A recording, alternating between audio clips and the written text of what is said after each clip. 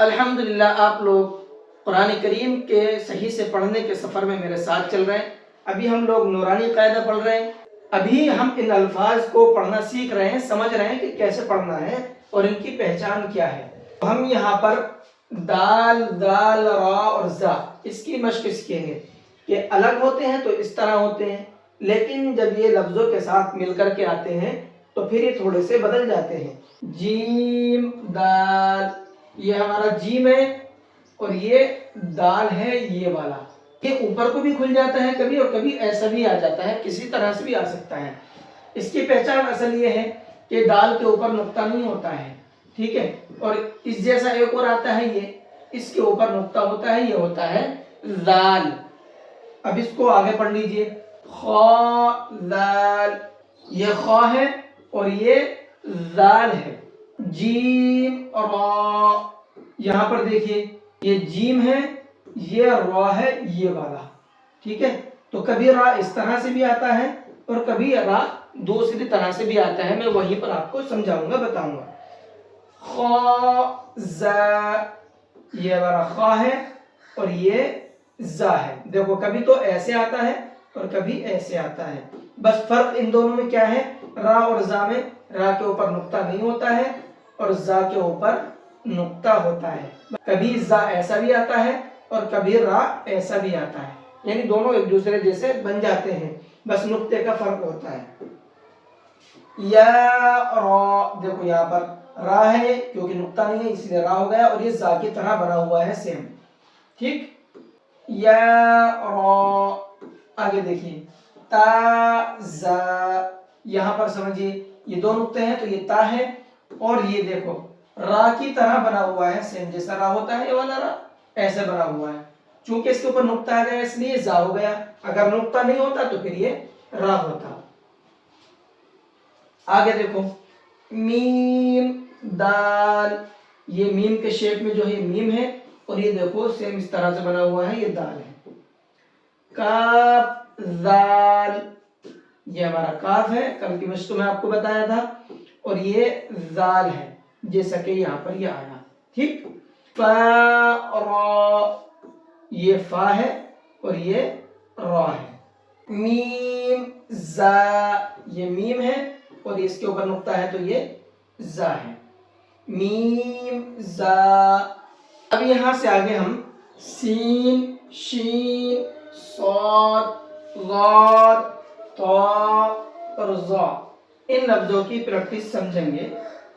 यहाँ पर देखिए सबसे पहले सीन, लाम, ये जो सीन की पहचान होती है वो इन दांत से होती है। सीन के 3 दांत होते हैं, ये पहचान है इसकी। ये बाकी का जब मिल करके आता है तो ये हिस्सा इसका कट जाता है और ये वाला बाकी रहता है, दांत दांत। तो यहाँ पर ये उतना ही है, सीन, लाम। इसी तरह यहाँ पर शीन, लाम, ये 3 दांत शीन की पहचान है और 3 नुक्ते इसकी पहचान है। शीन, लाम, स्वाद, बा। स्वाद देखो ये है पूरा इतना, लेकिन जब मिल करके आता है तो इतना हिस्सा कट जाता है और ये बाकी रहता है, तो ये ऊपर वाला हिस्सा यहाँ पर ही आ गया। स्वाद, बा, तो सेम रहता है, जैसा यहाँ पर है वैसा ही यहाँ पर है, ये नहीं कटता है। ज़ाद, अलिफ, देखो ज़ाद ये है हमारा, ठीक है। जब अलग बना हुआ है तो इस तरह से है, लेकिन जब मिल करके आया तो इतना हिस्सा इसका कट गया और ये बाकी है, ये है इसका इतना, और इसके साथ में ये अलिफ मिला हुआ है तो क्या हो गया, ये ज़ाद, अलिफ, सीन, रा, 3 दांत है तो ये सीन है और ये रा है। शीन, क़ाफ, ज़ाद, या, ज़ा, अलिफ। अब यहाँ से आइन, गईन, हमजा, इसकी प्रैक्टिस आएगी। देखो इनके मुंह तीनों के सेम है, मुंह तीनों के सेम है, और जब ये आइन गईन मिले हुए आते हैं तो इनका सिर्फ इतना हिस्सा होता है, इतना हिस्सा, और ये नीचे का हिस्सा खत्म हो जाता है, इसका भी ये वाला खत्म और ये बाकी रहता है। तो ये सेम बिल्कुल हमजा की तरह दिखने में लगते हैं, लेकिन इनमें फर्क क्या है, فرق یہ ہے کہ یہ عین غین لفظوں سے مل کر کے آ جاتے ہیں، لیکن حمزہ لفظوں سے مل کر کے نہیں آتا، یہ اکیلا آتا ہے۔ اگر کہیں پر یہ اکیلا ہے اور اس کے ساتھ کوئی لفظ ملا ہوا نہیں ہے تو یہ حمزہ کہلائے گا، عین نہیں ہوگا۔ عین جہاں پر بھی آئے گا وہ مل کر کے آئے گا، لفظوں کے ساتھ میں اکیلا بن کر کے نہیں آئے گا۔ اس کی پریکٹس یہاں سے سمجھیں گے، دیکھو عین زا، دیکھو یہ مل کر کے آیا زا کے ساتھ میں، اور منہ کس کے جیسا ہے؟ حمزہ کے جیسا، تو یہ حمزہ نہیں ہے بلکہ یہ عین ہے، عین زا غین را، یہاں پر بھی غین دیکھیے حمزہ کی طرح ہے، لیکن یہ مل کر کے آیا ہے را سے، تو یہ حمزہ نہیں کہلائے گا بلکہ غین کہلائے گا۔ صاد عین، دیکھو یہاں پر جب عین مل کر کے آیا تو یہاں اس کا یہ موٹا ہو گیا منہ، ٹھیک ہے، یہ منہ موٹا پہچان اس کی عین کی ہے۔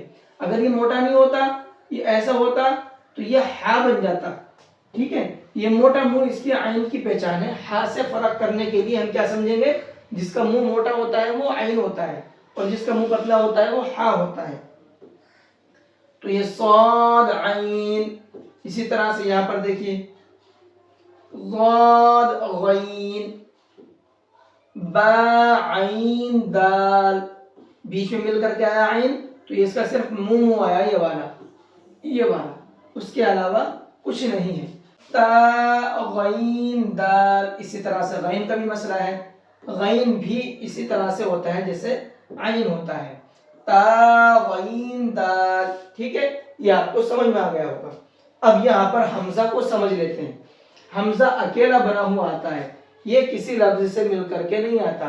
اگر اس کے ساتھ کوئی لفظ بھی بنا ہوگا، مثال کے طور پر آپ ہی مان لو حمزہ الف زبر آ، تو ہم ایسے لکھیں گے الگ الگ، حمزہ کے ساتھ میں اس کے ساتھ میں نہیں ملائیں گے۔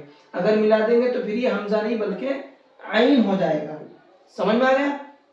تو حمزہ اکیلا آتا ہے ہمیشہ تنہا، تب وہ حمزہ کہلاتا ہے۔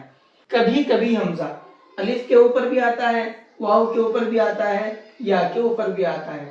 یہاں پر اکثر لوگوں کو کنفیوژن بھی ہوتا ہے کہ اب ہم اس کو کیسے پڑھیں۔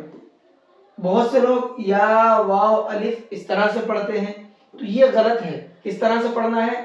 حمزہ الف کی شکل میں، حمزہ واو کی شکل میں، حمزہ یا کی شکل میں، یہ پہچان ہے حمزہ کی۔ امید ہے کہ آپ کو سبق سمجھ میں آ گیا ہوگا۔ اگر آپ کو سبق سمجھ میں آیا ہے تو ویڈیو کو لائک کر لیں، چینل کو سبسکرائب کر لیں، تاکہ اس طرح کی تمام ویڈیو آپ تک پہنچتے رہے اور ہمارا قرآن کریم کو پڑھنے کا سفر ساتھ ساتھ میں چلتا رہے۔